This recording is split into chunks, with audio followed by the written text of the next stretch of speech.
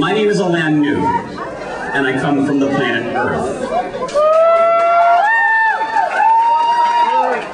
And being an Earthling, I found that I have psychic powers, yes. For the first time, please name the card out loud that you just thought of. What is it?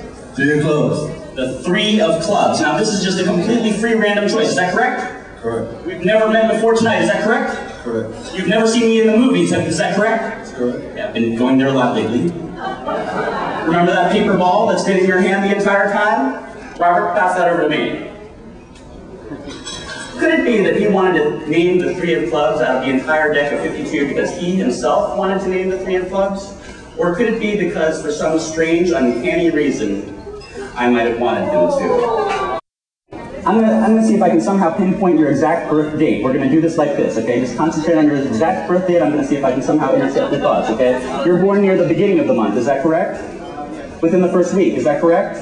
Okay, I'm sensing that the Taurus lies under between May and April, but I'm going to say it's May. Is that correct? I'm going to say May of 1984, May 6, 1984. Is that correct? Please be seated. Let's give him a big round of applause. All right. Very, very strange powers of the mind and the imagination. That's what my show is all about. Psychic phenomenon. A lot of people think that that being able to read a mind of the other has to do with facial expressions, body language, the way someone carries themselves as they walk into a room. These types of ways of being able to pick up on certain people's senses are very, very interesting, but it's not interesting enough for me, okay? We're going to kind of take it a step further and kind of move into the realms of the subconscious. We're going to take it into hypnosis. I tap you and just focus on that, okay? If I'm going to take a feather and brush it across your face, I want you to imagine how many times I brushed that feather across your face, roughly where it is on your body that you felt that feather brush you, okay? For now, let's focus in on the tapping. Please raise your left hand if you felt tapped. With your left hand, please point to the area of your body that you felt tapped on. With your left hand, please hold up the number of fingers corresponding to how many times I tapped you there. Place your left hand down. And now, let's focus in on that brushing the feather across your face. Raise your left hand if you did feel a brush across the face with a feather. Point to the area of your face that you felt brushed on. Please hold up the number of fingers corresponding to how many times I brushed you there. Place your hands down.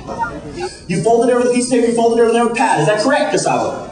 I'm sensing a large white rectangle hovering above my head. Is that correct? So far, so good. Excellent. At this point, Gustavo, you've written down the age where you foresee yourself traveling off to Japan. You hold on to this, okay? Then let me get your pen back. I'm going to get some eye contact with you. I'm going to see if we can somehow intercept your thoughts. Because I'm sensing that the age where you foresee yourself traveling off to this destination is definitely an odd or even number. I'm sensing that that number is even. Is that correct, Gustavo? Okay, we're on the same wavelength. I'm writing down several numbers around you. I'm sensing several different numbers around you. I'm sensing that this age is definitely a 2. Definitely see a 2. Even number, it's a 2-digit number. It's nice to be optimistic. At this point, my thought has been committed. For the first time, please name out loud the age where you foresee yourself traveling off to the country, to the islands of Japan. When's it going to be? 30. That's what you wrote down. Okay, this is very interesting. You know, mentalism is not an exact science, however, check this out. Right here in the middle, we have a 10 and a 3. And 10 times 3 is 30!